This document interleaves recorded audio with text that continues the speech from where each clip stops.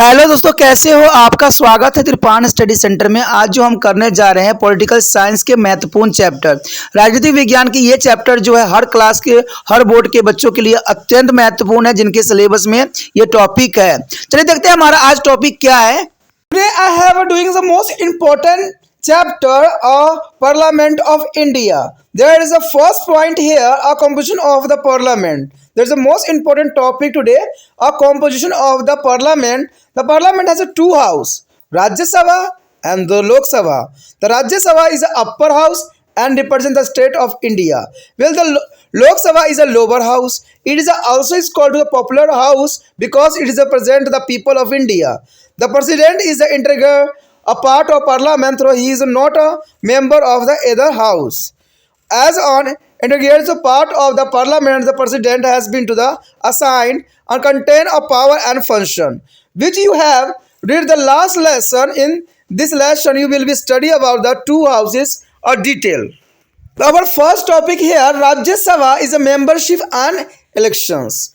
There is a Rajya Sabha or the upper house of parliament is a permanent body as it is not be a dissolve. There is the upper house of parliament and the membership of Rajya Sabha cannot exceed a 250. Out of this, there is a president nominate of 12 members on the basis of their excellence of literature, science, arts and social service, and the rest of elected. At the present, it is a total is a membership is a 245. Friend, there is a most important here. The members of Rajya Sabha cannot be exceed of 250.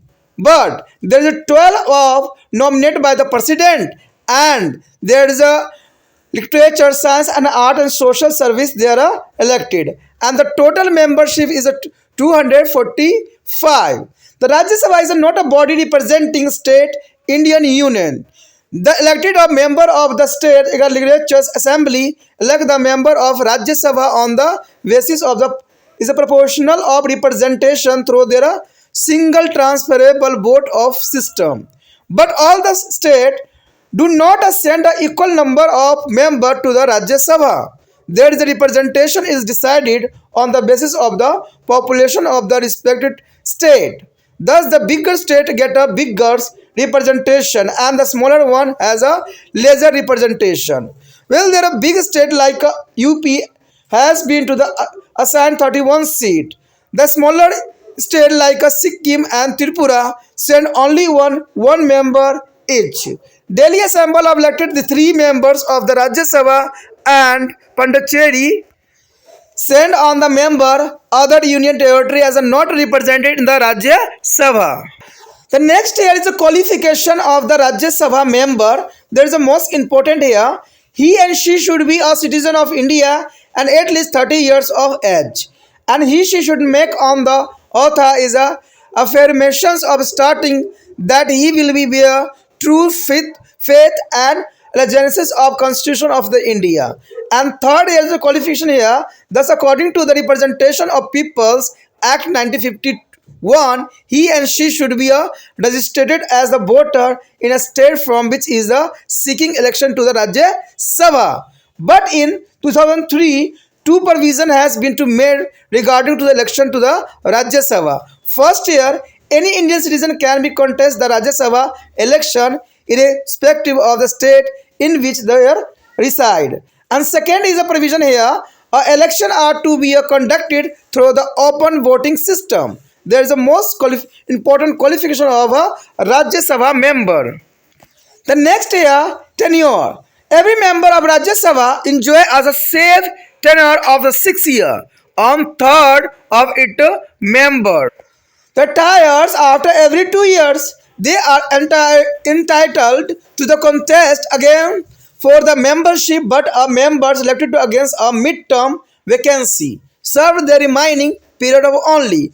This system of election ensure the continuity in the working of Rajya Sabha. The next year, official of Rajya Sabha. The Vice President of India is a ex-officer of Chairman of Rajya Sabha. There is a most important. The Vice President is a head of the Chairman of the Rajya Sabha, and she is a presides over to the meeting of Rajya Sabha. In his absence, the deputy chairman, and who is elected by their member from the amongst us himself, as a presides over to the meeting of house. The deputy chairman can be removed by a majority of all then member of Rajya Sabha, but the chairman means vice president can only the remove from the office by the resolutions passes by the a majority of all the member of Rajya Sabha and agree to by the Lok Sabha. There is a mode official of Rajya Sabha here. As the vice president is on the ex officio is a chairman and not be member of Rajya Sabha. He she is normally not entitled to the vote and he she can vote it only is a case of tie. But what do you mean to tie? The tie means a situation in which there are equal voted cast is a favor against to a bill or resolutions. In such a situation, the presiding officer may be exercises as the casting vote in the favor against the break the ties. यहाँ पर जो हमारा topic आया है कि भारत की संसद, देखिए भारत की संसद जो है कई मानों में कई क्लास के बच्चों के लिए अत्यंत महत्वपूर्ण है। चाहे कोई भी क्लास में पढ़ते हो बच्चे, अगर उनमें जो है भारत की संसद है तो ये टॉपिक जो है उनके लिए काफ़ी इंपॉर्टेंट रहेगा। जिसमें आज हम जो पहला पॉइंट करने जा रहे हैं संसद की संरचना। देखिए सबसे पहले तो आपको ये जानना जरूरी है कि संसद कैसी संरचना है और कैसे जो है इसकी संरचना बनाई गई है। तो सबसे पहले तो आपको ये बात जानना है कि संसद के जो है दो सदन होते हैं, राज्यसभा और लोकसभा। ठीक है, तो ये संसद के दो सदन होते हैं जिसके बारे में आपको यहाँ पर जो है विस्तार पूर्वक हम चर्चा करेंगे राज्यसभा तथा लोकसभा के विषय में। कहते हैं राज्यसभा ऊपरी सदन है और भारत के जो है विभिन्न राज्य की जो है प्रतिनिधित्व करता है, जबकि लोकसभा निम्न सदन है। देखिए दोस्तों ये बात अलग, अगर हम अमेरिका के अगर राजनीतिक से इसकी तुलना करें तो ये आपको साफ समझ में आएगा कि अगर देखें हम अमेरिका का, तो अमेरिका में जो निचली सदन होती है वो बहुत ही कमज़ोर होता है, लेकिन भारत में जो निम्न सदन होती है वो बहुत काफ़ी स्ट्रॉन्ग होती है। ठीक है, अगर अमेरिका के हम ऊपरी सदन की बात करें तो ऊपरी सदन के अंतर्गत आता है सीनेट जो कि काफ़ी पावरफुल होता है, लेकिन भारत में अगर ऊपरी सदन की हम बात करें तो ये बहुत कमज़ोर होता है। हमारा जो ये सारी व्यवस्था ली गई है ये ब्रिटेन से ली गई है, जहाँ पर सारे कुछ जो रूल रेगुलेशन है वो ब्रिटेन के राजनीतिक से ही काफ़ी जो है प्रभावित है। तो इसमें कोई दो राय नहीं है। इसे लोकप्रिय सदन भी कहा जाता है। देखिए कहते हैं लोकसभा निम्न सदन होता है, इसलिए इसको लोकप्रिय सदन भी कहा जाता है क्योंकि यह भारत की जनता का प्रतिनिधित्व करता है। राष्ट्रपति संसद का विभिन्न अंग होते हैं, यद्यपि वो किसी भी सदन का सदस्य नहीं होता है तो संसद जो है विभिन्न अंग होने के नाते राष्ट्रपति कुछ विशेष शक्तियाँ तथा कार्य भी है जिन्हें हम आगे पढ़ेंगे और उसके बारे में जानेंगे। इसमें सिर्फ हम यही जान पाएंगे कि संसद के जो दोनों सदन होते हैं उनका क्या यहाँ पर फंक्शन है, क्या इनका कार्य है और किस प्रकार जो है इनकी कार्यविधि चलती है। सबसे पहले देखते हैं हमारा अगला टॉपिक क्या है। इस टॉपिक में जो है हम राज्यसभा तथा संस्था एवं निर्वाचन, देखिए राज्यसभा संस्था और निर्वाचन किस प्रकार होता है। कहते हैं राज्यसभा तथा संसद का उच्च सदन एक अस्थायी संस्था है क्योंकि उसे भंग नहीं किया जा सकता। यानी देखा जाए तो ये एक स्थायी यानी परमानेंट होती है, जो कोई भी एक टाइम अवधि होती है उसमें परमानेंट होती है क्योंकि उसे भंग नहीं किया जा सकता। राज्यसभा की संस्था जो होती है 250 से अधिक नहीं हो सकती, ये भी प्रावधान किया गया है कि 250 से अधिक नहीं हो सकती है। इसमें 12 सदस्य जो होते हैं इसके अंतर्गत जो है राष्ट्रपति द्वारा मनोनीत किए जाते हैं, जो कि कोई भी क्षेत्र के हो सकते हैं, जैसे कला हो गया, साहित्य, विज्ञान, शिक्षा एवं समाज सेवा के द्वारा हो सकता है। यानी 12 सदस्य का जो है नियुक्ति राष्ट्रपति के द्वारा किया जाता है। कहते हैं अगर क्षेत्र में विख्यात जो है प्राप्त व्यक्ति होते हैं, लेकिन उस क्षेत्र में उसको काफ़ी महारत हासिल भी होना चाहिए, तभी राष्ट्रपति जो है इसको मनोनीत करता है। यानी देखा जाए जो 12 सदस्य होते हैं वो काफ़ी फेमस होते हैं अपने क्षेत्र में, तो राष्ट्रपति जो है उसको राज्यसभा का टिकट देते हैं और वहाँ पर मनोनीत करते हैं। और बाकी सभी सदस्य जो निर्वाचित होते हैं, यानी वर्तमान में यह संख्या जो है 245 है, जिसमें 12 भी इंक्लूड है, यानी 245 टोटल आज के समय में बनी हुई है। अब हम यदि बात करें राज्यसभा भारतीय संघ में राज्य का प्रतिनिधित्व करने वाली संस्था है। राज्यसभा के सदस्यों का निर्वाचन अनुपातिक प्रतिनिधित्व के आधार पर एक एकलक संक्रमित मत प्रणाली द्वारा राज्य की विधान सभाओं के सभी निर्वाचन सदस्यों द्वारा किया जाता है, परंतु सभी राज्य के सदस्य की संख्या समान नहीं होती है। ये भी आपको जो है समझने के लिए जरूरी है। उनकी संख्या राज्य की संख्या के आधार पर निश्चित की जाती है, यानी जैसा राज्य होगा उसी हिसाब से जो है वहाँ पर जो है संख्या निर्धारित की जाएगी। अमेरिका में ऐसा नहीं है। अमेरिका में अगर 50 राज्य हैं तो उनमें से 2-2 व्यक्तियों को ही चुना जाता है, लेकिन भारत में जनसंख्या के आधार पर ही चुनने का प्रावधान है कि उनकी संख्या कितनी है। ठीक है, जनसंख्या के आधार पर चुनी जाती है। तो ये आपको मैं अमेरिका के इसलिए बताता रहता हूँ क्योंकि इससे आपको तुलना मिलेगा और समझ जाओगे कि हमारा भारत का क्या स्थिति है और अमेरिका की स्थिति क्या है। अमेरिका में हर एक राज्य से 2-2 व्यक्तियों को चुना जाता है, लेकिन इंडिया में जो है जनसंख्या के आधार पर वहाँ व्यक्तियों की संख्या चुनी जाती है।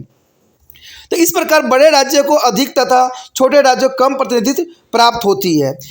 कहते हैं जहाँ उत्तर प्रदेश जैसे बड़े राज्यों को 31 स्थान दिए गए हैं, वहीं सिक्किम तथा त्रिपुरा जैसे छोटे राज्यों को केवल 1 प्रतिनिधि भेज सकते हैं।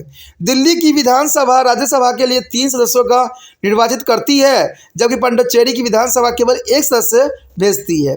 बाकी केंद्र शासित प्रदेश का राज्यसभा में कोई प्रतिनिधि नहीं होता है। तो ये आपके लिए इंपॉर्टेंट बात रहेगा कि केंद्र शासित प्रदेश यानी यूटी के एक भी राज्यसभा में कोई प्रतिनिधि नहीं होता है। उसके पश्चात हमारे समक्ष है योग्यताएं। कहते हैं राज्यसभा के सदस्य बनने के लिए योग्यताएं इस प्रकार निहित की गई है। वह भारत का नागरिक होना चाहिए तथा उसकी आयु कम से कम 30 वर्ष होनी अत्यंत महत्वपूर्ण है। तो भारत का नागरिक तो होना सुनिश्चित होता है। हर एक देश में यही होता है राज्य कि जो भी व्यक्ति हो उस देश का नागरिक हो। उसे शपथ या प्रतिज्ञान लेना होता है कि वह भारत के संविधान के प्रति निष्ठा तथा विश्वास बनाए रखेगा, यानी भारत के प्रति सदैव योगदान करेगा, गलत कुछ भी नहीं करेगा। इसका जो है उसको जो है प्रतिज्ञान लेना होता है, यानी शपथ ग्रहण होती है इसमें।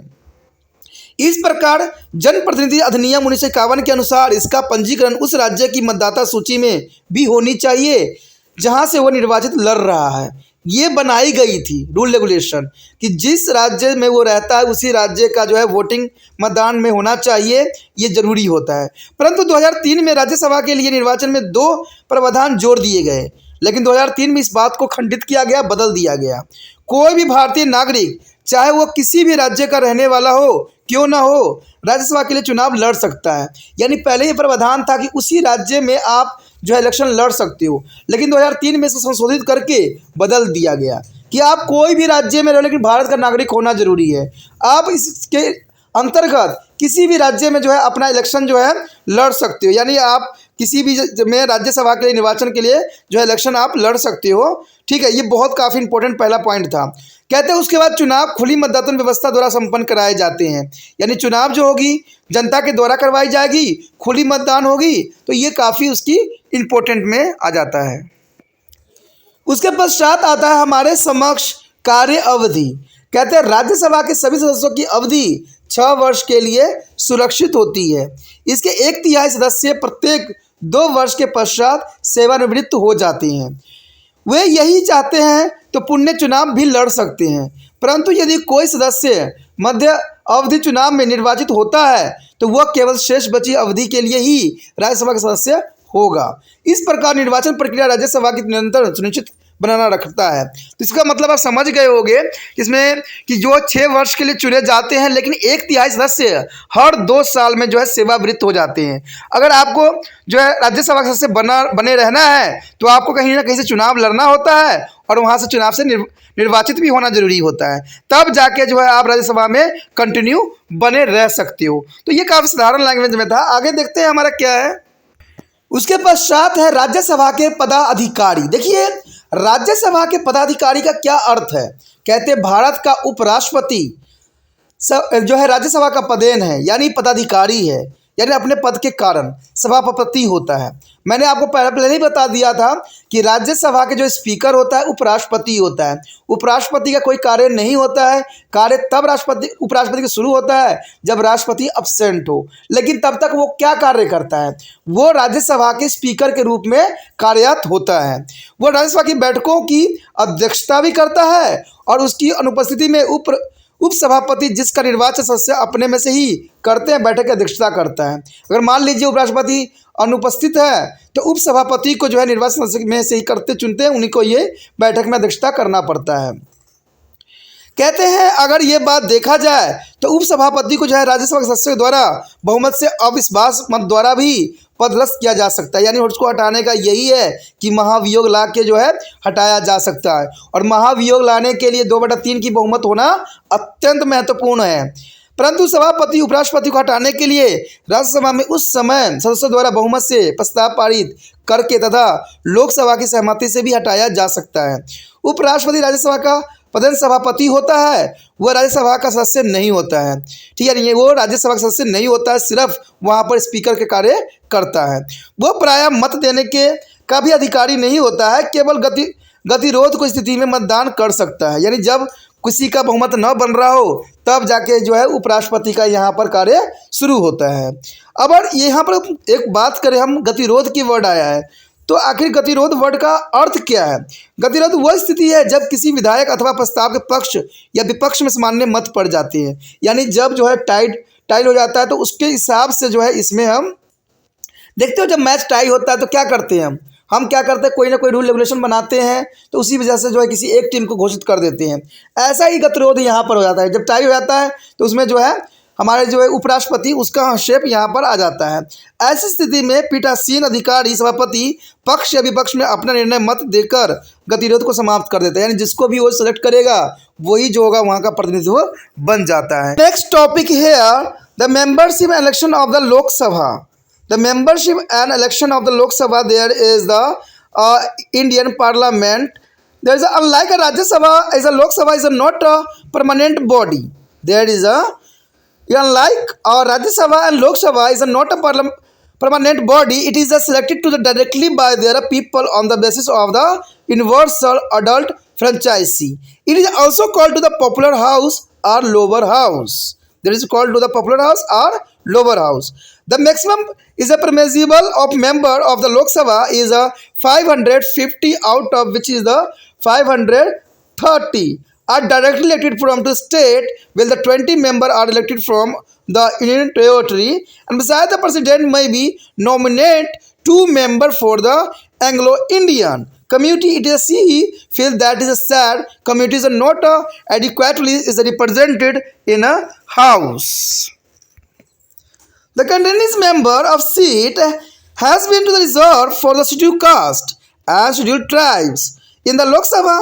Initially, the provision was made for a 10-year from a consent of the Constitution, and which has been to the extended time and again for the further 10-year by the various constitutional is amendments. The 79 the amendment has extended for it of 60 years from to the commencement of the Constitution. The reservation of the seat of the scheduled caste or scheduled tribes mean to the person belonging to the SC/ST, and they will represent such as a reserve seat, and that impulse that the only person belong to SC/ST can contest from to reserve constituencies, but they have joined to the electorate, and all the voters of the reserve is a constitutional votes and irrespective of their caste and tribes. There is no separation of the voter in term of caste or tribe. The representation to the Lok Sabha is based on population. There is the most important here.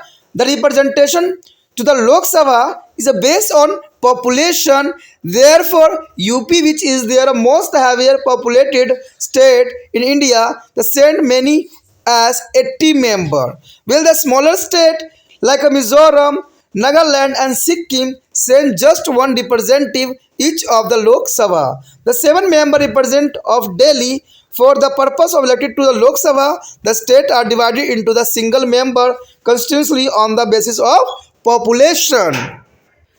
The next year qualification. The qualification, all the citizens of 80 years of age and above the entire vote to the election of the Lok Sabha subject to the law made by the Parliament. there is a citizen of 80 years age and above to the entitled to the vote in the election to be Lok Sabha subject to the law made by the parliament. Any Indian citizen can become a member of Lok Sabha provided he or she fulfill the following qualification. The first year, he should be not less than 25 years of age, and she should be declared through on the oath is a affirmation that he has a true faith and allegiance in the constitution, and that will be upholded the sovereignty and integrity of India. The next year, he is a must is a possess such other qualification as may be laid down by the parliament by law. He must be registered as the voter in any constituency in India. The person as here the contesting from to the reserved seat should be belong to be scheduled caste or scheduled tribe as the case may be. The next year tenure. The normal term of Lok Sabha is a 5 year, and but the president on the advice of counseling of minister may be dissolved it is before the expire of 5 years. In case of national emergency, its a term can be extended for 1 year at the time, but it will be not exceed of 6 months after the emergency over. And ours is a several occasionally Lok Sabha was a dissolved periods of their end of it is a term. For example, the 12th Lok Sabha elected in the 1998 was dissolved in 1999. The officially of the Lok Sabha and the speaker and the deputy speaker. The presiding officer of the Lok Sabha is known as the speaker. The member of the house elected him, and he is remained to speaker even after Lok Sabha is dissolved till the next house elected as a new speaker in his place. In she absence, a deputy speaker who is also elected by the house preside over to the meeting. But the speaker as well as the deputy speaker can be removed from office by the dissolutions of Lok Sabha passed by a majority of all then member of house. That is the most important, but some of power and function of the speaker are given below. The first power here, the basic function of the speaker is a preside over to the house and conduct the meeting of the house is a orderly manner. No member can be speak in the house without his permission, and she may be asked the member to finish his speech, and in case the member does not be obliged, she may be ordered that the speech should not be recorded. And the next year, all the will reports, mention and resolution are introduced with the speaker's permissions, and she put the motion of will to be vote. She does not be participate in its voting, but when there is a ties, equal is a member of votes on the both side. She can use his casting votes, but she is expected to be cast here vote in a manner so that is a impartiality and independence are retained. And the next year, she decision in all the parliamentary matter are final, and she also rules on the pointed of the order arise by the member and her decision in a final.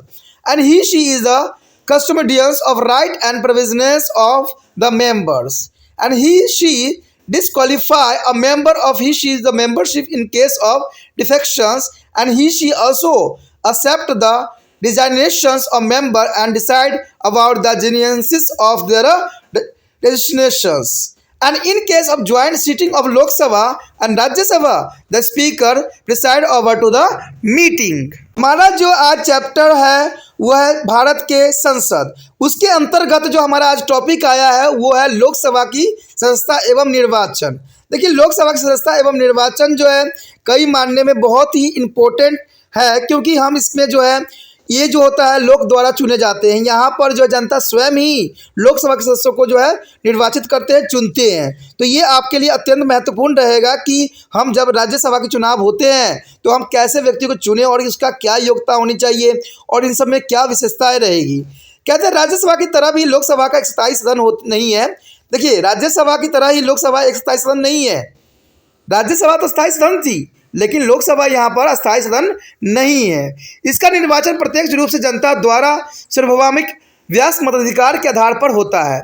Lok Sabha की अधिकतम सदस्य की संख्या 550 हो सकती है, जिसमें से जो है 530 सीधे राज्य से निर्वाचित होते हैं, यानी आपके ही राज्य से 530 में से कुछ सदस्य निर्वाचित होते हैं, जबकि शेष 20 सदस्य केंद्र शासित प्रदेशों से निर्वाचित होते हैं, यानी केंद्र शासित प्रदेश है वहाँ से जो है 20 सदस्य निर्वाचित होते हैं। और आपके यहाँ पर प्रश्न उठ रहा होगा कि हमारा जो है 8 जो है केंद्र शासित प्रदेश है, ठीक है, पहले 7 था लेकिन अब जो है 9 हो गया है, क्योंकि इसमें 2 राज्यों को यहाँ पर जोड़ दिया गया है, तो टोटल कितने हो गए दोस्तों? 9 हो गया है। तो जो 9 है तो 20 क्यों? तो ये आपको होना चाहिए पता है, कुछ राज्य जो है यूटी के उसमें से 7-7 भी सदस्य भी आते हैं, जैसे दिल्ली है वहाँ से काफ़ी सदस्य जो है इसके अंतर्गत आते हैं, तो इसलिए टोटल जो होते हैं 20 हो जाता है। तो ये आपके लिए समझना जरूरी था। इसके अतिरिक्त 2 जो है तो है एग्गस भारतीय सदस्यों को राष्ट्रपति मनोनीत करता है, यानी 2 सदस्यों को जो है भारत के राष्ट्रपति द्वारा मनोनीत किया जाता है। यदि उसे लगता हो कि समाज के उस वर्ग के सदस्य में पर्याप्त प्रतिनिधित्व नहीं मिला है तो ऐसा करता है। लोकसभा में कुछ सीटें जो है अनुसूचित जाति एवं अनुसूचित जनजाति के लिए सुरक्षित रखी गई है। आरंभ में संविधान लागू होने के समय यह प्रावधान केवल 10 वर्ष के लिए रखा गया था, जिसे बाद में विभिन्न संविधान संशोधन द्वारा कई बार 10-10 वर्ष कर के बढ़ा दिया गया। 19वीं संविधान संशोधन द्वारा इसे संविधान में लागू होने के 60 वर्ष तक बढ़ा दिया गया। अनुसूचित जाति जनजाति के लिए स्थानों के आरक्षण से यह अभिप्राय है कि इन स्थानों के लिए केवल अनुसूचित जाति अथवा जनजाति के लोग ही चुनाव लड़ सकते हैं। देखिए दोस्तों, भारत में जो है यहाँ पर अनुसूचित जाति और अनुसूचित जनजाति के लिए सरकार ने बहुत कदम उठाए हैं और सब जगह जो है इनके लिए आरक्षण दिया गया है। तभी देखते हो कि कोई भी जाति जो होती जनजाति के आज जो है राजनीतिक में उनका बहुत ही काफ़ी महत्वपूर्ण योगदान माना जा सकता है। परंतु हमारे यहाँ संयुक्त निर्वाचन मंडल है और आरक्षित क्षेत्रों के सभी मतदाता बिना किसी जाति अथवा जनजाति से जुड़े होने के आधार पर मतदान सदैव करते हैं। जाति अथवा जनजाति के आधार पर मतदाताओं में कोई विभाजन नहीं किया जा सकता है। लोकसभा में प्रतिनिधित्व का आधार जनसंख्या होता है। तो लोकसभा में याद रखना दोस्तों कि जनसंख्या के आधार पर वहाँ का प्रतिनिधित्व चुने जाते हैं। इसलिए उत्तर प्रदेश जो कि भारत का सर्वाधिक जनसंख्या वाला देश है, वहाँ से जो है 80 सदस्य चुने जाते हैं लोकसभा के लिए। देखिए मैंने कहा था ना कि जनसंख्या के आधार पर ही वहाँ पर जो है लोकसभा के लिए सदस्यों की जो है चुना जाता है। तो आप देख सकते हो कि उत्तर प्रदेश में 80 सदस्य चुने जाते हैं, जबकि मिजोरम, नागालैंड, सिक्किम लोकसभा में केवल एक सदस्य ही भेजे जाते हैं। दिल्ली से 7 सदस्य निर्वाचित होते हैं। मैंने आपको कहा भी था कि 20 सदस्य जो बनते हैं यूटी के, आपको पता है यूटी जो है 9 ही है, लेकिन फिर भी यहाँ 20 चुने जा रहे हैं। तो देखिए 7 जो है दिल्ली से ही आते हैं, तो इसे समझ सकते हो कि दिल्ली भी यूटी है और यहाँ से 7 सदस्य भेजे जाते हैं। लोकसभा के चुनाव हेतु जनसंख्या के आधार पर राज्य का विभाजन एक सदस्य क्षेत्रों में किया जा सकता है। उसके पश्चात हमारे समक्ष आता है योग्यताएं। देखिए क्वालिफिकेशन आखिर क्या होता है। कहते हैं संसद द्वारा बनाए गए कानून के अनुसार भारत के सभी नागरिक जिसकी आयु 18 वर्ष या उसके ऊपर हो लोकसभा के चुनाव में मतदान करने का अधिकार होता है, यानी अडल्ट फ्रेंचाइजी जो है रूल है, ठीक है। तो भारत का कोई भी नागरिक लोकसभा का सदस्य बन सकता है यदि उसकी योग्यता कुछ इस प्रकार हो। पहली योग्यता तो यही होता है कि उसकी आयु कम से कम 25 वर्ष से कम नहीं होना चाहिए, यानी 25 वर्ष होना ही चाहिए। उसे शपथ अथवा प्रतिज्ञान के माध्यम से यह घोषणा करनी होगी कि वह भारत के संविधान के प्रति सच्ची निष्ठा एवं विश्वास रखता हो तथा वह भारत की कहते संप्रभुता और अखंडता की जो अनुरक्षण बनाए रखेगा।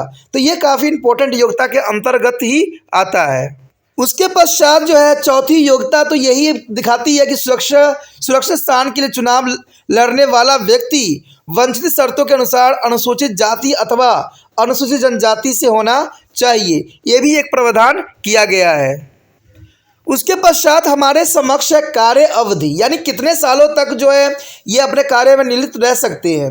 कहते हैं लोकसभा की सामान्य अवधि 5 वर्ष होती है, परंतु 5 वर्ष की अवधि पूरी होने से पूर्व भी राष्ट्रपति मंत्रिपरिषद की सलाह पर उसे भंग कर सकता है, यानी उसे हटा सकता है।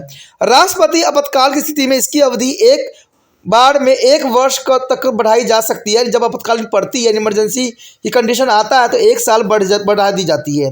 परंतु आपातकाल समाप्त होने के पश्चात यह अवधि 6 माह से अधिक नहीं हो सकती है, यानी 6 महीने के अंदर अंदर इलेक्शन होना अत्यंत महत्वपूर्ण होता है। कई बार लोकसभा को अवधि पूरा होने से पहले ही भंग किया जा सकता है, जैसे 1998 में निर्वाचित 12वीं लोकसभा जो है 1999 में भंग कर दी गई थी। तो ये काफ़ी इंपॉर्टेंट आपके लिए रहता है। उसके पश्चात हमारे समक्ष है लोकसभा के पदाधिकारी। देखिए यहाँ पर लोकसभा के पदाधिकारी के हम विषय में चर्चा करें तो यही बात साफ होता है कि अध्यक्ष एवं उपाध्यक्ष। कहते हैं लोकसभा के सभापति को अध्यक्ष कहा जाता है और उसे सदन के सदस्य निर्वाचित करते हैं। यदि लोकसभा भंग कर दी जाए तो भी वह तब तक अध्यक्ष बना रहता है जब तक कि अगला सदन उसके स्थान पर नया जो है अध्यक्ष नहीं चुन लेती। उसकी अनुपस्थिति में उपाध्यक्ष, जिसका निर्वाचन भी सदन ही करती है, बैठक की अध्यक्षता कर सकता है और अध्यक्ष तथा उपाध्यक्ष दोनों को लोकसभा में उस समय के सदस्यों को बहुमत द्वारा पारित प्रस्ताव के पदस्थ किया जा सकता है। तो यानी आप यहाँ पर समझ सकते हो साफ शब्दों में कि इसमें कोई बड़ी बात नहीं कि वहाँ अध्यक्ष उपाध्यक्ष चुनाव होता है, ठीक है, वो वहाँ के सदस्यों द्वारा ही चुने जाते हैं और वहाँ के सदस्य ही निर्वाचन करते हैं और वही व्यक्ति जो होता है वहाँ का जो लोकसभा के पदाधिकारी बनता है। अगर हम बात करें लोकसभा सदस्य की कुछ शक्ति तथा कार्य, तो यहाँ पर कार्य और शक्तियाँ दी गई है। कहते हैं अध्यक्ष का मुख्य कार्य सदन की बैठक की अध्यक्षता करना होता है। देखिए कोई अध्यक्ष होता है, जैसे आप स्पीकर देखते ही हो लोकसभा राज्यसभा में कि ऊपर स्पीकर बैठा हुआ होता है, सबकी बात सुन रहा होता है, तो वही अध्यक्ष होता है। और अध्यक्ष का मुख्य कार्य यही होता है कि सदन की बैठक की अध्यक्षता करे और उन्हें अनुशासित ढंग से चलाने की कोशिश करे।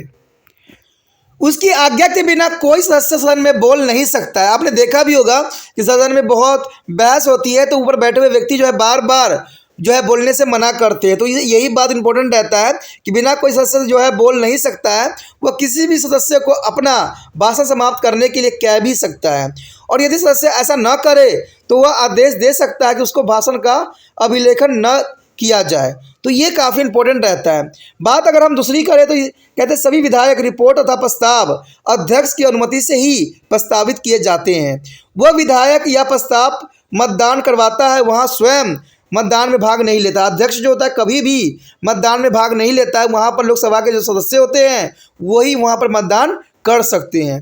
परंतु जब भी गतिरोध की स्थिति पैदा हो सक जाता है, यानी गतिरोध का अर्थ दोस्तों यही होता है कि दो सदनों में टाई हो जाती है, तो उसमें जो इसका अध्यक्ष होता है वो इम्पोर्टेंट यहाँ पर रोल अदा करता है। अर्थात पक्ष या विपक्ष दोनों ओर से मत सामान्य हो जाए तो वह अपना निर्णय मत डाल सकता है, परंतु उसे यह आशा की जाती है कि मतदान करते समय उसकी निष्पक्षता और स्वतंत्रता बनी रहे, यानी किसी प्रकार का उस पर दबाव न हो। कहते हैं अगर अगली पॉइंट की हम बात यहाँ पर करें तो कहते हैं सभी संसदीय मामलों में उसका निर्णय अंतिम ही मानी जाती है और वह संसदीय प्रक्रिया के उल्लंघन संबंधी उठाए गए प्रश्नों पर भी अपना निर्णय देता है, जो कि अंतिम निर्णय होती है। वह सदस्यों के अधिकारों तथा विशेष अधिकारों की सदैव रक्षा करता है। यदि कोई सदस्य दल बदल लेता है तो वह उसकी सदस्यता रद्द भी कर सकता है और वह सदस्यों के त्याग पत्र पर भी स्वीकार करता है। तो ये काफ़ी इंपॉर्टेंट बात रहता है अध्यक्ष के लिए। जब भी लोकसभा तथा राज्यसभा का संयुक्त अधिवेशन होता है तो वह उसकी अध्यक्षता करता है। Most important chapter doing here parliament of India. There is a parliament of India here. The second point here, a function of parliament. What is the function of the parliament? There is a most important here. The function and power of the Indian parliament can be divided into the legislative, executive, financial and other category. There is a most important power here parliament here present. The first is a legislative function. The legislative function here, so basically the parliament is a law making body. There is a law making body of the parliament. In earlier lessons you have seen that there is a division of power between the center, union and state. There are three lists: union list, state list and concurrent list. There is a most important list here: the union list, state list and concurrent list. Only parliament can we make a law on the subject of mentioned in the union list. You know that the union list has a 97 subject along with the state legislatures, and the parliament is empowered to make the law on their is a concurrent list. In case both the center as well as the state make a law on the subject the mentioned in the concurrent list, then the central law is prevails upon to the state as a law there in the class between the two. Any subject not mentioned in any list is a residual of power or is a vesting with their parliament. Important topic here, the function of executive. There is the most important parliament, the executive function. In a parliament system of government, there is a close relationship between to the legislatures and the executive. And the executive is responsible for the legislatives for all its act. The prime minister and his council of minister are responsible to their parliament individually as well as collectively. The parliament can be dislodged a ministry by passing a vote of non-confidence or by refusing to the endorse a confident motion. In India, this has been happened a several times. This happened in 1999 when the Atal Bihari Vajpayee's government lost the confidence motion in the Lok Sabha by just one vote to the resigned. There is a most important here, but the non-confident motion or their confidence motion are extreme way of the maintaining a accountability of the parliament over to the executive. They are employed in the expansions as a case. Parliament also maintain its control over executive in a routine manner through the several way. Some of them are flow.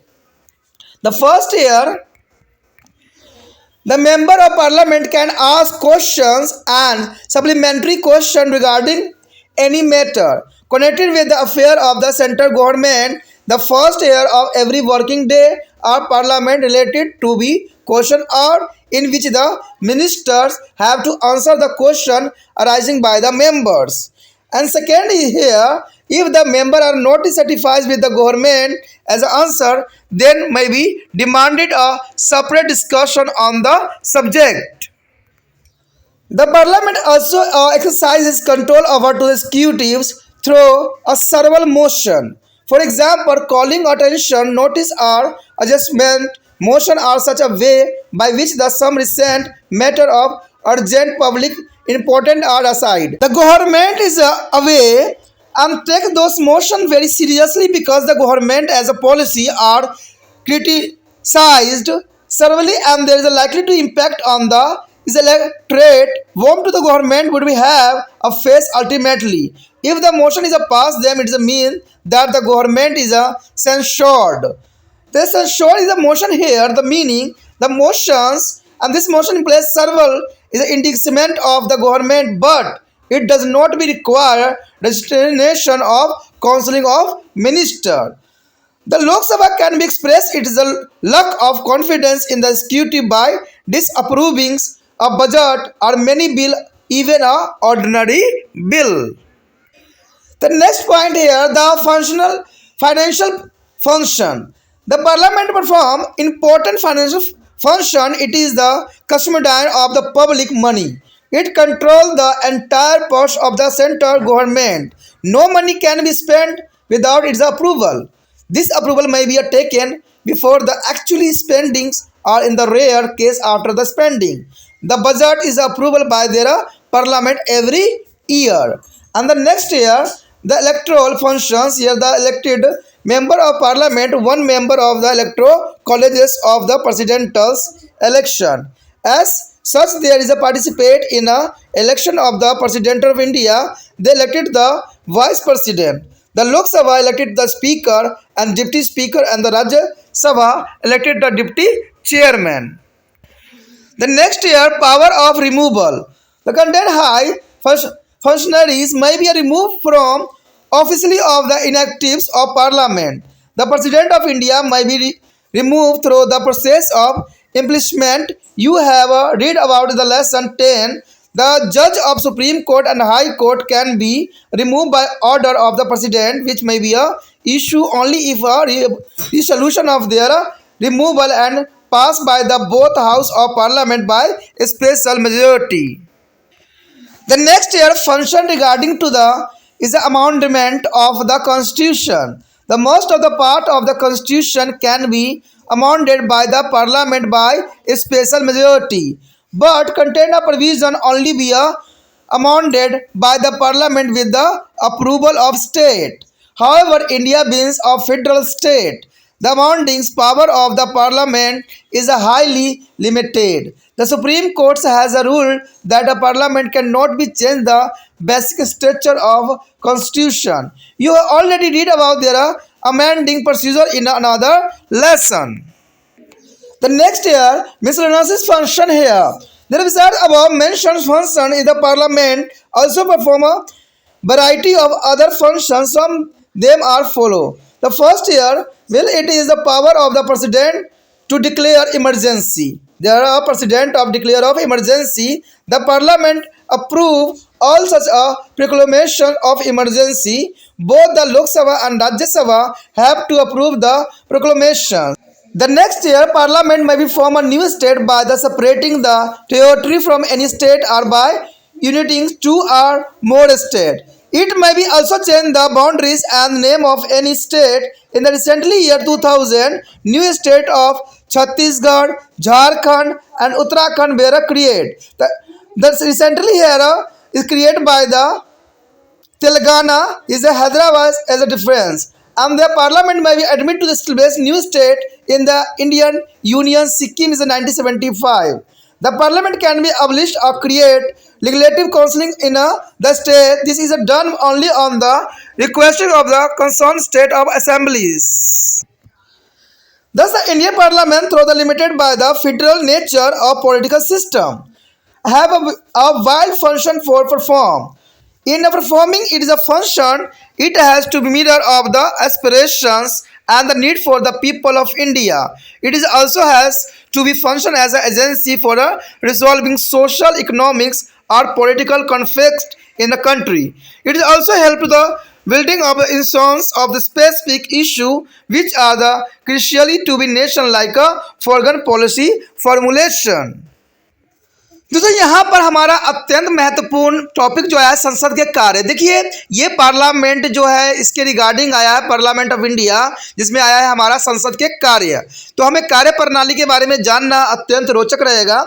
अगर हम बात करें संसद के कार्य प्रणाली के विषय में तो कहते हैं भारत संसद के कार्य एवं शक्तियाँ, जिसमें को जो विधायी, कार्यपालिका और संबंधी विभिन्न अन्य क्षेत्रों में जो है इसको विभक्त कर दिया गया है, यानी वर्गीकृत किया गया है। तो इसमें सबसे पहले हमारा आता है विधायी कार्य, यानी विधानिक जो है शक्ति। ठीक है, मूल्यतः संसद कानून बनाने वाला संस्था माना जाता है, क्योंकि यहाँ पर सारे रूल रेगुलेशन को जो है बनाए जाते हैं। पहले के एक पाठ में आपने पढ़ा भी था कि केंद्र और राज्य में शक्ति विभाजन किया भी जाता है, जिसके लिए 3 सूची बहुत ही इंपॉर्टेंट रहता है, जिसके बारे में आपको भी नॉलेज होना अत्यंत महत्वपूर्ण रहता है। जिसमें संघ सूची हो गया, राज्य सूची हो गया और समवर्ती सूची इसमें सम्मिलित होती है। संघ सूचित में वर्णित विषय पर कानून बनाने का अधिकार केवल संसद के पास ही है। और आप जानते भी हैं कि संघ में सूची में जो है 97 विषय, जिसके हम पिछले चैप्टर में चर्चा भी किया। अगर वीडियो आपने नहीं देखा है तो उसको देख लेना, उसमें हमने हर एक बात पे जो है पहलू पे विस्तार पूर्वक चर्चा भी किया था हमने। तो इसमें यही बात बताया गया था कि सूची में 97 विषय था और राज्य विधायकों के साथ साथ संसद भी समवर्ती सूची के विषय पर कानून बना सकती है। यदि समवर्ती सूची के किसी विषय पर संसद तथा राज्य दोनों कानून बनाते हैं और दोनों ही अवरोधित है तो केंद्र द्वारा बनाए गए कानून को ही मान्यता दी जाती है। ऐसा विषय जिसका उल्लेख किसी भी सूची में नहीं किया गया है तो ऐसी अवशिष्ट शक्ति संसद के पास है। इस प्रकार संसद की कानूनी निर्माण संबंधी शक्तियां बहुत ही विस्तृत देखा जा सकता है। इसके अंतर्गत संघ सूची, समवर्ती सूची तथा कुछ परिस्थितियों में राज्य सूची में भी वर्णित विषय भी आ जाते हैं। उसके पश्चात हमारे समक्ष है कार्यपालिका संबंधी कार्य। देखिए संसदीय शासन प्रणाली में विधायिका तथा कार्यपालिकाओं में घनिष्ठ संबंध होते हैं। अपने सभी कार्य के लिए कार्यपालिका विधायक के प्रति उत्तरदायी होते हैं। प्रधानमंत्री सहित मंत्रिपरिषद और व्यक्ति तथा जो है सामूहिक रूप से संसद के प्रति उत्तरदायी होते हैं। संसद जो है अविश्वास प्रस्ताव को स्वीकार कर मंत्रिपरिषद को जो है पदच्युत कर सकता है, यानी अविश्वास प्रस्ताव रख के जो है मंत्रियों को जो है पदमुक्त कर सकता है, यानी पद से हटा सकता है। भारत में से कई बार भी हुआ है ऐसा। 2019 में जब अटल बिहारी वाजपेयी की सरकार केवल एक मत से लोकसभा विश्वास मत प्राप्त करने में असफल रही थी, सिर्फ एक मत, और उसे त्याग पत्र दे दिया गया। अंततः अविश्वास मत संसद द्वारा कार्यपालिका पर नियंत्रण बनाए रखने के लिए सर्वाधिक कठोर तरीका माना जा सकता है, और इस प्रयोग का केवल विशेष परिस्थितियों में ही किया जाना सुनिश्चित किया गया है। नियत प्रतीक के कार्य में भी संसद कई प्रकार से कार्यपालिका पर अपना नियंत्रण बनाए रखता है। उनमें से कुछ इस प्रकार देखा जा सकता है। केंद्रीय सरकार से संबंधित मामलों में किसी भी विषय के बारे में संसद प्रश्न अथवा पूरक प्रश्न पूछ सकती है। संसद के प्रत्येक कार्य दिवस का पहला घंटा प्रश्नकाल का होता है, जिसमें मंत्रियों को संसदों द्वारा पूछे गए प्रश्नों के उत्तर देने होते हैं। दूसरी आता है, यदि सदस्य सरकार द्वारा दिए गए उत्तरों में संतुष्ट नहीं होते हैं तो वह उस विषय पर अलग से चर्चा करने की मांग कर सकते हैं। उसके पश्चात संसद कई प्रस्तावों को माध्यम से भी कार्यकारिणी पर नियंत्रण बनाए रखती है। उदाहरण के लिए ध्यान आकर्षण प्रस्ताव, स्थगन प्रस्ताव तो कुछ ऐसे साधन हैं जिनके द्वारा लोक महत्व को तत्कालीन आवश्यकताएं मामले उठाए जाते हैं। सरकार इन प्रस्तावों को बड़ी गंभीरता से लेती है क्योंकि इसमें सरकारी नीतियों की कड़ी आलोचना भी की जाती है, जिसका प्रभाव जनता पर भी पड़ता है और संसद के समक्ष कहते हैं आखिर तो सरकार को जानना ही पड़ता है। यदि इस प्रकार का कोई प्रस्ताव पारित हो भी जाते हैं तो सरकार निंदनीय मानी जा सकती है। देखिए यहाँ पर निंदनीय का प्रस्ताव अब शब्द आया है, तो इसका अर्थ क्या हुआ? इस प्रस्ताव का अर्थ सरकार की तीव्र निंदा करना होता है, परंतु इसमें मंत्रिपरिषद को त्यागपत्र देने की आवश्यकता नहीं होती है। अगर हम अंतिम पॉइंट की बात करें यहाँ पर तो कहते हैं बजट तथा अथवा अन्य विधायकों, यहाँ तक कि किसी साधारण विधायकों को भी अस्वीकार करके लोकसभा मंत्रिपरिषद में अपना अविश्वास प्रकट कर सकती है। उसके पश्चात हमारे समक्ष है वित्तीय कार्य। कहते हैं संसद महत्वपूर्ण वित्तीय कार्य करती है और इसे सरकारी धन का संरक्षण माना जाता है। यह केंद्रीय सरकार की संपूर्ण आय पर नियंत्रण बनाए रखती है। बिना संसद की आज्ञा के कोई धनराशि व्यय नहीं की जा सकती है और यह स्वीकृति वास्तविक व्यय के पूर्व या फिर किसी असाधारण स्थिति में व्यय के पश्चात ली जा सकती है। संसद हर वर्ष सरकार के आय व्यय अथवा बजट की स्वीकृति प्रदान करती है। उसके पश्चात निर्वाचन संबंधी कार्य। देखिए संसद के सभी निर्वाचन सदस्य राष्ट्रपति के चुनाव हेतु निर्वाचक मंडल के सदस्य होते हैं, इसलिए राष्ट्रपति के निर्वाचन में वो भाग भी लेते हैं। या कहते हैं निर्वाचन का मतलब दोस्तों यही होता है कि राष्ट्रपति के चुनाव में सभी सदस्य जो होते हैं भाग लेते हैं। वे उपराष्ट्रपति के भी चुनाव कराते हैं। लोकसभा अपने अध्यक्ष तथा उपाध्यक्ष का, राज्यसभा अपने उपसभापति का निर्वाचन करता है। तो यानी कहते हैं निर्वाचन संबंधी शक्तियों भी इनके पास उपस्थित होते हैं। उसके पश्चात है पदस्थापित करने की शक्ति, यानी रिमूवल करने की पावर कैसे होती है। संसद की पहल पर कई महत्वपूर्ण उत्तर स्तरीय अधिकारियों को उनके पद से हटाया भी जा सकता है। भारत के राष्ट्रपति को महाभियोग की प्रक्रिया से पदस्थ किया जा सकता है, यानी महाभियोग ला के राष्ट्रपति को भी हटाने का प्रावधान यहाँ पर किया गया है, जिसके बारे में आप 10 में विस्तार पूर्वक जाने भी थी और समझाया भी था मैंने। ठीक है, अगर नहीं वीडियो देखा है तो उसको भी देख लेना, समझ में आपको अच्छे से आ जाएगा। यदि संसद के दोनों सदन विशेष बहुमत से प्रस्ताव पारित करे तो सर्वोच्च न्यायालय अथवा उच्च न्यायालय के न्यायाधीशों को राष्ट्रपति द्वारा पदोन्नत किया जा सकता है। उसके पश्चात हमारे समक्ष संविधान संशोधन संबंधी कार्य। कहते हैं संविधान के अधिकांश भागों में संशोधन विषय बहुमत द्वारा किया जा सकता है, परंतु कुछ प्रावधान ऐसे हैं जिसमें संसद द्वारा संशोधन के लिए राज्य का समर्थन भी अत्यंत महत्वपूर्ण होता है। यद्यपि भारत के एक संघ राज्य होने के नाते संसद की संशोधन संबंधी शक्तियां अत्यंत सीमित रखी भी गई है। सर्वोच्च न्यायालय ने अपने एक निर्णय में यह भी कहा है कि संसद संविधान द्वारा मूल्य ढांचा नहीं बदल सकती है। आप एक अन्य पार्ट में संविधान संशोधन के संबंधी काफ़ी पहलू के बारे में जानोगे जो हम आने वाले सिलेबस में करेंगे।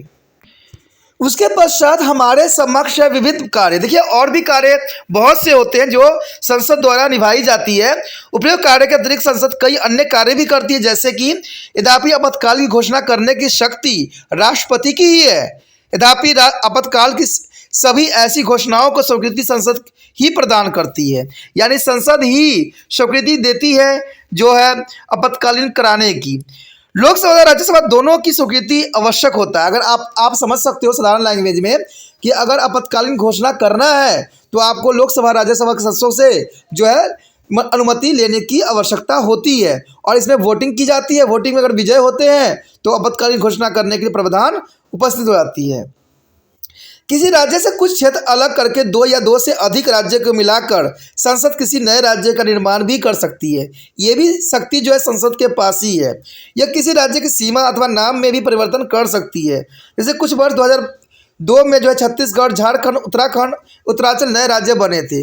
यहाँ पर देखा जाए तो कुछ दिन पहले ही तेलंगाना को भी जो है नए राज्य में जो है परिवर्तित कर दिया गया था, क्योंकि हैदराबाद के ये पार्ट था और हैदराबाद से अलग करके इसको है तेलंगाना को एक स्वतंत्र राज्य बना दिया गया।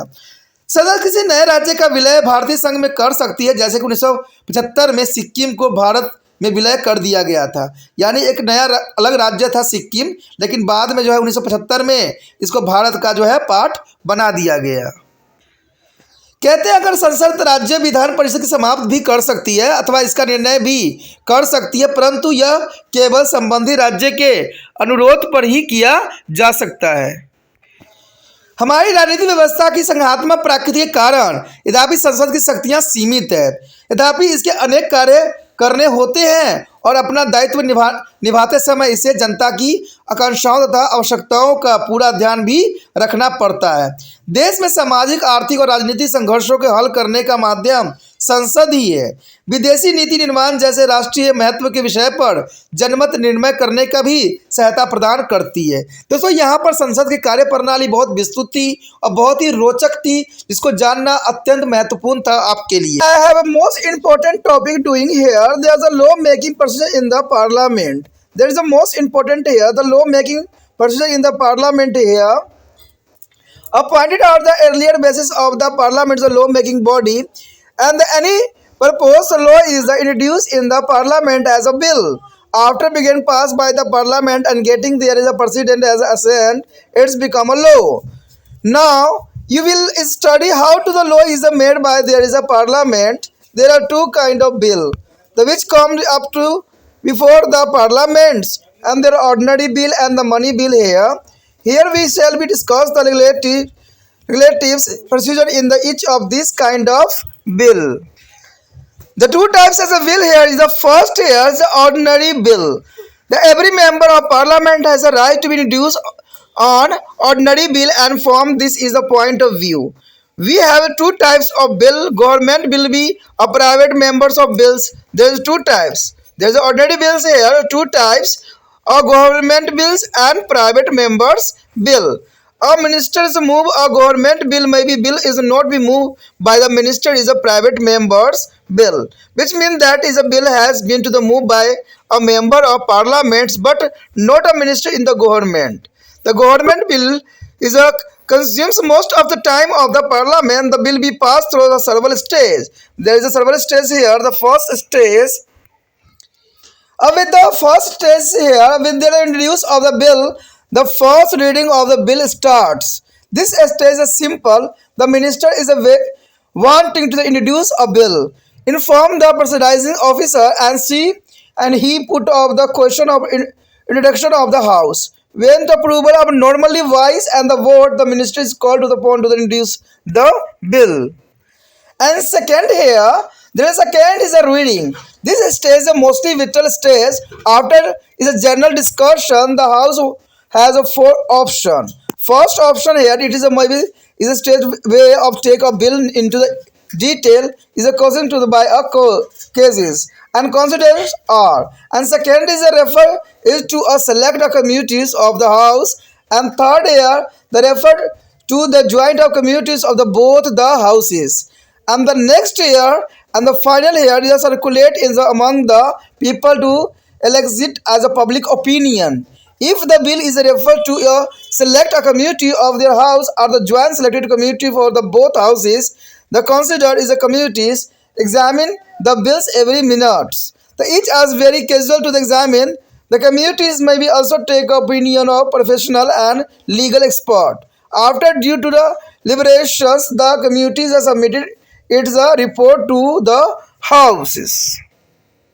The next year is a third reading. After the completion of the second reading, the minister may be moved. The bill be a pass.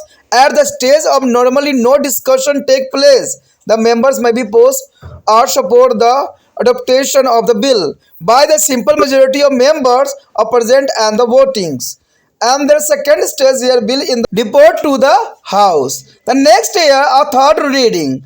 After the completions of the second reading, the minister may be moved that the bill be passed. At this stage, normally no discussion take place here. The members may be opposed or support the adoption of the bill may be simple majority of members present and voting. There is a next here is the most important bill in the other house. There is the most important after bill has been to pass by the house, it goes to be a other house. Here also is a some procedure of the three reading in the following consequence is may be flow. There is a first here, it may be passed, it then will be sent to the president for the assent. And second is here, it may be passed the bill within the amendment, but the bill will be sent back to the first house. Or in house such a case, the first house will be considered to the amendment, and if it is accept the amendment, that will be sent to the president for the assent. There is the most important point note down. There is a president for the assent. The bill will send. And in case the first house refuse to accept the amendment, that means that is a deadlock. And the next is the part of second. There is a it is C part. It may be reject it. It means there is a deadlock. In order to remove the deadlock and between the two houses, the president may be called a joint sitting of the two houses. And such a joint sitting is very rare in the Indian, until now only 3 times such a meeting has been taken place. There is a most important line here, note down. There is such a joint sitting is very rare Indian, until now only 3 times such a meetings have to take place. There were convinced on the occasions of passes of the Jory Provision Bill. It's 1959, and Banking Service Commission's Ripple Bill is here, and 1978 and Prevention of Terrorism Bill of 2002. There is a most important bill. There is a passed here, and next year the president is assessed to be a bill. There is the most important here. After beginning pass, the both the houses are joining sitting of the both houses. The bill will refute to be a president for his assent, and the president also has a some option in this regard. Their first option here, he may be give is assent, and with their assent the bill become a law. And second is here, he may be withhold their assent but may be suggest some changes. There is a most important point, but there is suggest some change. In such a case, the bill is sent back to the house for the where had originated. And but if the both the houses pass the bill again without accepting the recommendation of the president, there is the both house pass the bill again with or without accepting to the recommendation of the president. The president has a no option but give the assent. There is a not option for this stage. The third option here, in 1986, the president Gyani Jali Singh is invited a new option. He neither give the assent nor he is returned it is the parliament for the reconsideration of the postal bill. The suggestion as clarifications will there is a never be provided the bill there's a lapsed. There is the most important here bill the lapsed. And next here, money bill. There is a most important for there the money bill here. The money bill are such a bill which deal with the money matter like the imposition of the taxes, governmental expenditures and borrowings, etc. In the case there is a debt despite us the whether as a bill is a money bill or not. The speaker is a discussion of final. The money bill has to be undergoes 3 readings like an ordinary bill, but few considerations are also added there. And they are the money bill can be introduced only in a Lok Sabha, not at the Rajya Sabha. there is a most important point. The money bill can be introduced only on Lok Sabha, not Rajya Sabha, and that too with the priors is approval of and we have of the president. There is the most important. The president here approval this bill. There is the most important here. Only pass the Lok Sabha. Also important this word. And second here states after beginning pass by their Lok Sabha, the bill goes to the Rajya Sabha. The Rajya Sabha has a 14-day at a disposal for their consideration and the report. 14 days is a provision. The Rajya Sabha cannot reject the money bill. Is important. The Rajya Sabha is a not cannot be rejected the money bill. It may be either accept it or make a recommendations. And next year, in the case Rajya Sabha is a choose to the make a recommendation, the bill will be returned to the Lok Sabha. The Lok Sabha may be accept this recommendation or reject them. In any case, the bill will be not go back to the Rajya Sabha. Instead, it will be sent directly to the president for his assent. And the fifth year, if the Rajya Sabha does not be returned the bill within the 14 day, there is a provision the 14 day return to the bill. But it is not returned to the bill of 14 day, it will be is a deemed to be has been passed by the both houses of the parliament and the sent to the president for the his assent. There is a most important. The one important point here is coming. The bill that deal with the money matters, imposition, evaluations, and alternation of many tax or regulation of the borrowings of money and giving on the grantees by there is a government of India and assessment of the law with respect to any financial obligation undertaken by the government of India are related to the constitutive fund and contingencies fund of India is called to the money bill. Then next is point is the most important the budget. The budget is the most important. The budget is the annual finance statement and showing the expected to the revenue and the expenditures of the public money. It is not a bill. There is a budget is a not a bill. Is a budget is a different types of here. Every year budget is presented by the finance minister in the Lok Sabha. The finance minister is represented by the Lok Sabha. The budget making a big exercise. The finance minister is a prepare a budget but is involved to the entire government. The budget in the India presented in the two part. There is a railway budget and general budget. There is a two types here is a present in India. The railway budget and the general budget. The here first point presentation of the budget. Why the presentation is the budget here? The railway budget is generally presented by the railway minister in third week of February. The third week of February that is represented by the railway minister of the railway budget. Well, the generally is a budget is presented but normally on the last work day of February. There is the most important last working day of February. And the general budget is presented along with the speech of finance minister. The budget remains closely guarded to secure till it is a presentation. And after the speech of the finance minister, introduce the finance bill, and which is a content to the taxation proposal of a government.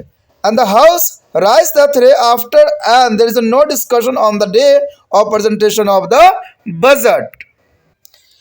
A new system of departmental selection committees has been introduced in India since 1993 to 94. The Lok Sabha has set up the committee for all major ministries and department of union government. There is a most important point here coming. There are Lok Sabha set up to committees for all major ministries and department of union government. The select committee has considered demand for a grant in the detail and submit their recommendation to the Lok Sabha. After the general discussion on the budget, the House is adjourned for about the 3 weeks. During this period, selected committees of the Department of Ministry are scrutinized of budget demanded and maybe make a recommendation. And this save time of the fully house. The full Lok Sabha now does not be discussed demand for the grant one by one in detail. There is the most important. There is a granted by the demanded of the one by one on detail, and quorums is a mean to the minimum number of members required to be present to be enabled. There is a house to meet, and this one of tenth of the total membership of the house, and this means there are meeting of the Lok Sabha or Rajya Sabha can take place only if the tenth of the total membership of the house is present. भारतीय संसद के अनुसार अगर हम देखें इसके जो अगले पॉइंट पे जिसमें लिखा है संसद में कानून बनाने की प्रक्रिया, देखिए संसद में कानून बनाने की प्रक्रिया क्या है, कैसे हमारा जो होता है बजट पास होता है, कैसे साधारण बिल पास किया जाता है, कैसे मनी बिल होती है, तो ये सारी बातें जो है अपनी जगह पर एक विशेष स्थान रखती है और जिसके बारे में आपको जानना अत्यंत महत्वपूर्ण रहेगा। तो ये सारे कार्य जो होते हैं संसद में कानून बनाने की प्रक्रिया के अंतर्गत आता है और ये टॉपिक कई मायने में हर क्लास के बच्चों के लिए इंपॉर्टेंट रहता है अगर उनके जो सिलेबस में इस तरह के टॉपिक जो है। तो कहते हैं जैसे कि पहले भी कहा जा चुका है कि संसद मुख्यतः कानून बनाने वाली संस्था मानी जाती है, यानी देखा जाए तो अगर आप अमेरिका के साथ इसकी तुलना करोगे तो अमेरिका में देखोगे कि सीनेट के जो सदस्य होते हैं, मेंबर्स होते हैं, यानी कांग्रेस के जो मेंबर्स सब होते हैं वो कानून बनाने की सारी प्रक्रिया को निभाते हैं, लेकिन यहाँ पर जो है संसद में सारी कानून बनाई जाती है, यानी वहाँ पर सिर्फ जो है कांग्रेस को ही मिला हुआ है कानून बनाने का अधिकार जिसमें सीनेट के अंतर्गत आता है, लेकिन यहाँ पर कानून बनाने का जो पूरा जिम्मा है मुख्यतः जो है संसद के पास ही है और संसद में ही जाके सारे कानून बनते भी है, जो कि बहुत इंपॉर्टेंट यहाँ पर प्रावधान किया गया है। कोई भी जो है प्रस्तावित कानून संसद में एक विधायक के रूप में प्रस्तावित किया जाता है और संसद में पारित होने तथा राष्ट्रपति की स्वीकृति के पश्चात यह कानून बन जाता है। ये तो आपको भी पता है कि जब तक संसद में कोई भी कानून बिल पास नहीं होता है, ठीक है, तब तक जो है राष्ट्रपति के पास वो नहीं जाता है और राष्ट्रपति के बाद जाने के बाद स्वीकृति प्राप्त करने के बाद वो कानून बन जाता है जिसको सबको मानना ही पड़ता है। ठीक है, अब आप यह अध्ययन करेंगे कि संसद किस प्रकार कानून बनाती है। संसद के समक्ष आने वाले विधायक दो प्रकार के होते हैं, साधारण विधायक और धन अथवा वित्तीय विधायक। ठीक है, कहते हैं ये दोनों जो है काफ़ी इंपॉर्टेंट है और दोनों के बारे में जानना अत्यंत रोचक होगा। ठीक है, इन दोनों प्रकार के विधायकों को कानून बनाने की प्रक्रिया का जो है हम विस्तार पूर्वक यहाँ चर्चा करने जा रहे हैं। तो सबसे पहले देखते हैं हमारे समक्ष जो है कौन सा विधायक आता है। तो देखा जाए तो सबसे पहले है साधारण विधायक। कहते हैं संसद के प्रत्येक सदस्य के साधारण विधायक प्रस्तावित करने का अधिकार है, यानी संसद के जितने भी अध्यक्ष होते हैं सबका जो है महत्वपूर्ण योगदान होता है साधारण विधायक पास करने में। ये इस दृष्टिकोण के आधार पर विधायक दो प्रकार के होते हैं, एक तो होंगे सरकारी विधायक और एक होंगे गैर सरकारी विधायक। ठीक है, मंत्री सरकारी विधायक प्रस्तावित करते हैं और जो विधायक किसी मंत्री द्वारा पेश नहीं किया जाता है वो गैर विधायक होते हैं, जिसका अर्थ ये माना जा सकता है कि ऐसा विधायक किसी संसद द्वारा पारित किया गया है, न कि किसी मंत्री द्वारा। संसद का अधिकतर समय सरकारी विधायकों को निपटने में लग जाता है और विधायक को कई आवश्यकताओं से यानी अवस्थाओं से गुजरना पड़ता है, यानी ये कई अवस्थाओं से गुजरती है तभी जाके जो है ये साधारण बिल विधायक पास होती है। तो इसके चरण को देखना अत्यंत रोचक रहेगा। चलिए देखते हैं इसके चरणों का कि क्या इसमें इसके अंतर्गत आता है। तो इसमें सबसे पहले तो यही आता है प्रथम वचन।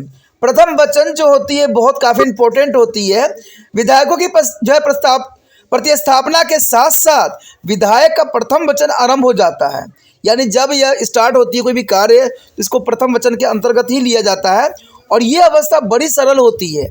जिस मंत्री को विधायक प्रस्तावित करना होता है वो अध्यक्ष को सूचित करता है। अध्यक्ष यह प्रश्न सदन के समक्ष रखता है। जब स्वीकृति प्राप्त हो जाती है तो ये सामान्यतः जो है ध्वनि मत हो जाती है, जो संबंधित मंत्री के विधायक को प्रतिस्थापित करने के लिए बुलाया जाता है। तो प्रथम में तो यही होता है कि यहाँ पर मंत्री को विधायक प्रस्तावित करना होता है और सबका जो है स्वीकृति भी लेना होता है। अगर मान लीजिए सबको 2/3 की बहुमत से स्वीकृति प्राप्त हो जाता है तो यहाँ पर पहला वचन के रिगार्डिंग जो है ये कार्य संपन्न हो जाता है। अगर बात करें द्वितीय वचन का तो कहते हैं ये सबसे महत्वपूर्ण अवस्था मानी जाती है। सामान्यतः चर्चा के पश्चात सदन के 4 विकल्प आते हैं। देखिए 4 विकल्प होते हैं संसद के पास, यानी जो सदन होते हैं उनके पास 4 विकल्प होते हैं। तो पहला विकल्प तो यही होता है कि सदन स्वयं विधायक पर प्रस्तुत धारावार चर्चा करे। देखिए कोई भी चीज़ पास होने से पहले उस पर चर्चा की जाती है कि भाई इस क्यों इम्पोर्टेंट है, और भी जो ऑपोजिट दल होते हैं इसका विरोध भी करते हैं। तो चर्चा होना अत्यंत महत्वपूर्ण है, क्योंकि चर्चा होने से ही इसका सही कंक्लूजन जो है निकल सकता है। बात यदि हम करें दूसरे पॉइंट की, जिसमें विधायक सदन के जो है प्रवर समिति को भेज दे, यानी विधायक सदन को जो है प्रवर समिति को भेजना भी इसके अंतर्गत आता है। कहते हैं दोनों सदनों की संयुक्त समिति को भेज दे, यानी दोनों सदन जो होते हैं उनमें भेजना जो है समितियां बहुत ज़रूरी होता है। इससे क्या होता है कि उसमें जांच परख किया जा सकता है कि ये किसी तरह की प्रॉब्लम क्रिएट आगे चल के तो नहीं करेगा। इससे क्या होता है, देश में कई तरह की समस्याओं से भी हम बच सकते हैं। कहते जनमत जानने के लिए जनता में विपरीत करें, यानी जनमत लेने के लिए जनता को भी पास प्रस्तुत करें, ये भी बात बहुत ज़रूरी होती है। देखिए कई कानून बनाए गए, हमारे देश में भी बनाए गए, जिसका जो है आम जनताओं ने विरोध करके उसको तहस नहस किया। जब किसान बिल आया तो ये दोनों सदनों से पास किया गया, तब जाके एक कानून बनी।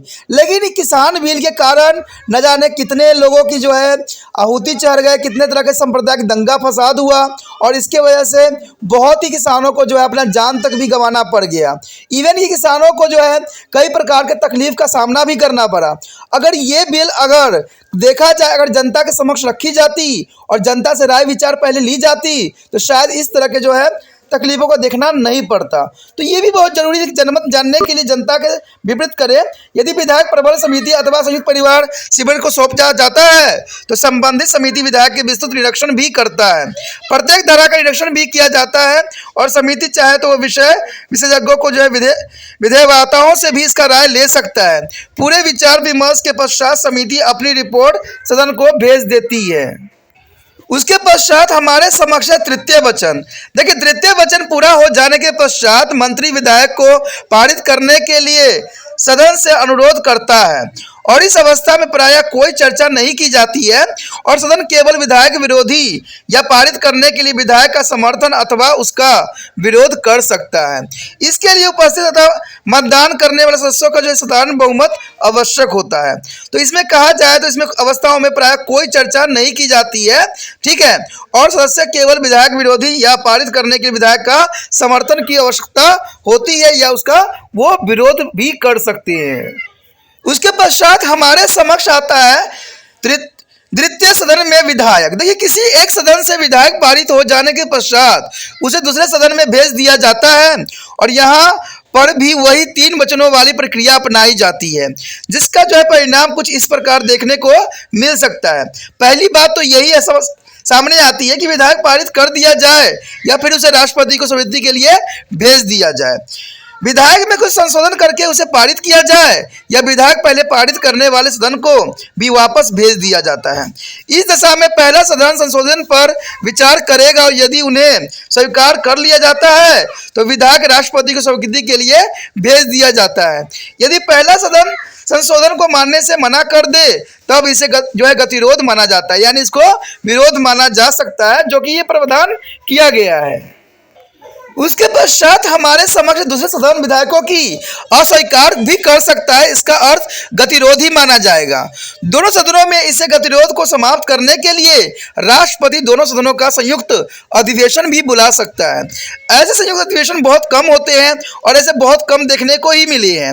ऐसा केवल अभी तक 3 बार ही हुआ है, जो दहेज विरोधी अधिनियम पास किया गया था, इसमें जो है संयुक्त बनाया गया था, और इसमें राष्ट्रपति को भी सम्मिलित किया गया था, जिसमें राष्ट्रपति ने दोनों सदनों का जो है संयुक्त अधिवेशन बुलाया था, क्योंकि ये दहेज प्रथा विरोध था, जो कि 1959 में जो है ये प्रावधान बनाया गया था।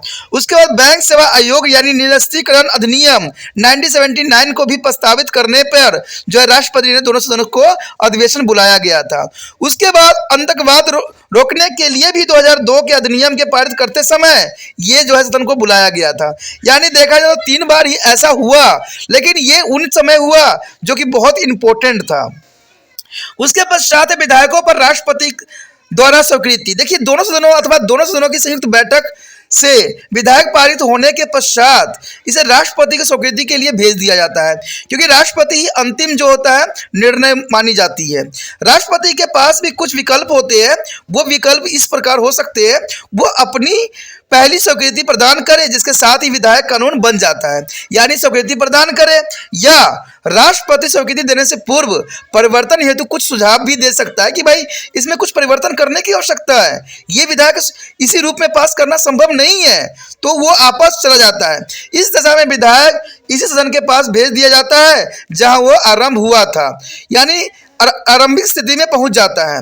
परंतु यदि दोनों सदन राष्ट्रपति के सुझाव मान ले या न माने और विधायक पुण्य पारित करके राष्ट्रपति को भेज दे, तो राष्ट्रपति के पास कोई स्वीकृति प्रदान करने से अतिरिक्त और कोई विकल्प नहीं शेष रह जाता है। उसके पश्चात हमारे समक्ष आता है धन विधायक, वित्तीय विधायक, यानी मनी बिल। जो मनी बिल होती है वो विधायक जिसका संबंध वित्तीय धन से होती है, और जैसे टैक्स लगाना, सरकारी व्यय करना, ऋण प्राप्त करना आदि धन विधायक कहलाता है। यदि यह निर्णय हो पाए कि कोई विधायक धन विधायक है या नहीं है, तो अध्यक्ष का निर्णय अंतिम माना जाता है। साधारण विधायक की तरह धन विधायक को भी पारित करने के लिए भी उन्हीं 3 अवस्थाओं से गुजारना पड़ता है, परंतु इसमें कुछ अन्य शर्तें जुड़ी हुई होती है। वो ये होती है कि धन विधायक केवल लोकसभा में ही प्रस्तावित किया जा सकता है। ये पॉइंट आपको नोट करने वाला है कि धन विधायक सिर्फ लोकसभा में ही प्रस्तावित किया जा सकता है और राज्यसभा में नहीं, और यह भी राष्ट्रपति के पूर्व अनुमति से, यानी राष्ट्रपति के जो है अनुमति यहाँ पर अनिवार्य माना जाता है।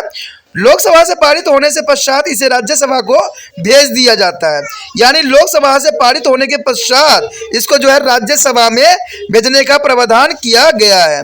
राज्यसभा के पास इस पर विचार करने का, पारित करने के लिए केवल मात्र जो है 14 दिन ही समय अंतराल मिलता है, यानी 14 दिन के अंदर सारे फैसले देने पड़ते हैं।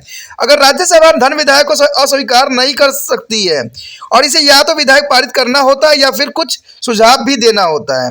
यानी देखा जाए तो ये बड़ी इंपॉर्टेंट बात आती है कि राज्यसभा धन विधायक को अस्वीकार भी नहीं कर सकता है और इसे या तो विधायक पारित भी करना होता है या फिर कुछ सुझाव भी देने की जरूरत पड़ती है। यदि राज्यसभा कुछ सुझाव देता है तो विधायक लोकसभा के पास वापस आ जाता है, यानी सुझाव के जो कंडीशन में जो है ये आपस जो है विधायक लोकसभा में आ जाती है, जहां पर वो उसमें कुछ जो है चेंजेस करना पड़ सकता है।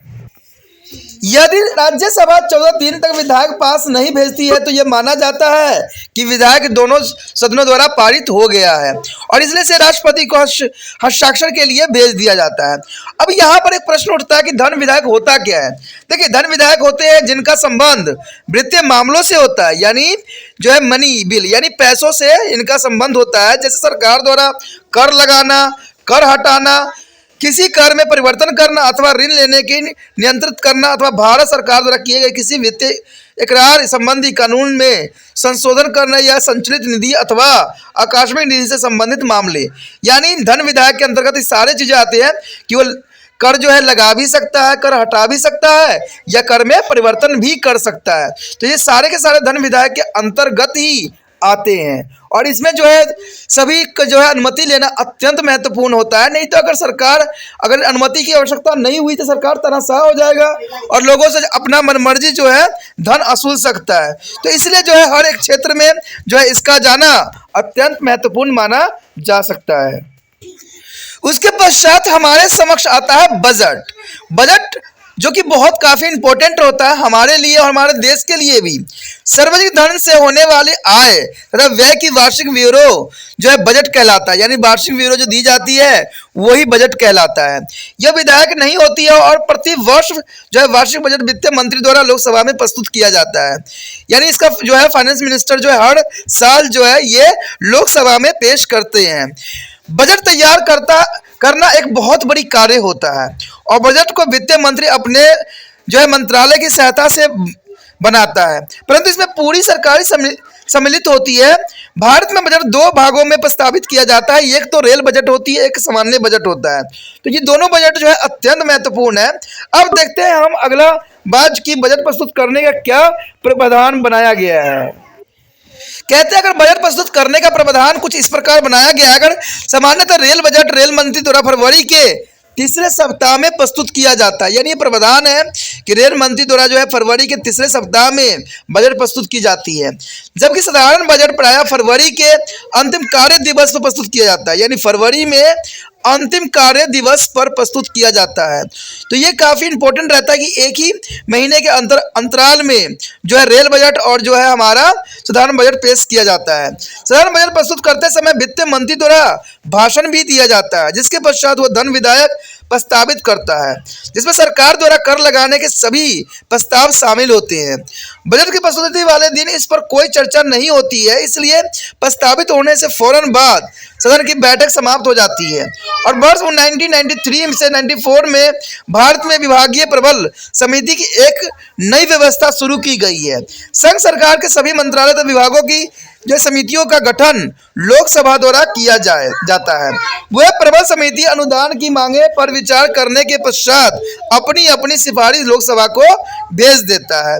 बजट पर सामान्यतः चर्चा के पश्चात दोनों सदन लगभग 3 सप्ताह के लिए स्थगित कर दिए जाते हैं और इस काल में मंत्रालय को विभाग और समिति बजट की मांगों की जांच पड़ताल करती है और अपनी सिफारिश को तैयार करती है। इसे पूरे सदन का समय भी बच जाता है। अंततः पूरी लोकसभा अनुदान मांगों पर एक एक करके चर्चा नहीं करती है। सदन की बैठकों के लिए न्यूनतम सदस्यों की उपस्थिति की अनिवार्यता जो है गणपूर्ति कहलाती है और यह सदन की कुल सदस्यों की संख्या का 10वां भाग भी हो सकता है। और इसका अर्थ यह है कि लोकसभा या राज्यसभा की बैठक केवल तभी हो सकती है जब कम से कम सदन की कुल संख्या के 1/10वां सदस्य उपस्थित हो। दोस्तों ये काफी हमारा इंपॉर्टेंट टॉपिक था जिसको आपको जानना और समझना चाहिए। इसी के साथ हमारा टॉपिक खत्म हो जाता है। आगे का चैप्टर जो अत्यंत महत्वपूर्ण होगा उसके विषय में हम चर्चा करेंगे। तो आप इसी तरह त्रिपाठी सेंटर को लाइक शेयर सब्सक्राइब करते रहिए। ठीक है, इसमें से 2 बात इंपॉर्टेंट होती है। पहला ये कि अगर आप जितना हो सके इस वीडियो को जो है शेयर करना है या दूसरे बच्चे को पहुंचाने का विकल्प भी आपने रखना है। और दूसरी बात ये रहता है कि अगर पहली बार वीडियो देख रहे थे तो आपको जो है चैनल को सब्सक्राइब करना आपके हित में होगा, क्योंकि चैनल सब्सक्राइब करने से ये होगा कि मान लीजिए कोई वीडियो आपको पसंद होगा तो आपको डायरेक्ट जो है इसके जो है लिंक से प्राप्त हो जाएगा जहां इसका हाउस होगा। लेकिन अगर आप मान लीजिए कोई टॉपिक रिसर्च करते हो यूट्यूब पे तो पहले जो है त्रिपाठी सेंटर के द्वारा बनाया गया कोई भी वीडियो आपको प्राप्त नहीं होगा। ठीक है, जिससे जो है आप अनभिज्ञ रह जाइएगा। लेकिन सब्सक्राइब करने से ये फायदा होगा कि आप त्रिपाठी स्टडी सेंटर के जो है होम पेज पे चले जाओगे और वहां पर आपको जो है वीडियो का ऑप्शन दिखेगा जहां पर त्रिपाठी स्टडी सेंटर द्वारा बनाए गए सभी वीडियो जो है आपको मिल जाएगा। यहाँ पर जो आपके टॉपिक से रिलेटेड होगा उस वीडियो को देख के जो है आप जो है समझ सकते हो और अच्छे अंक प्राप्त भी कर सकते हो।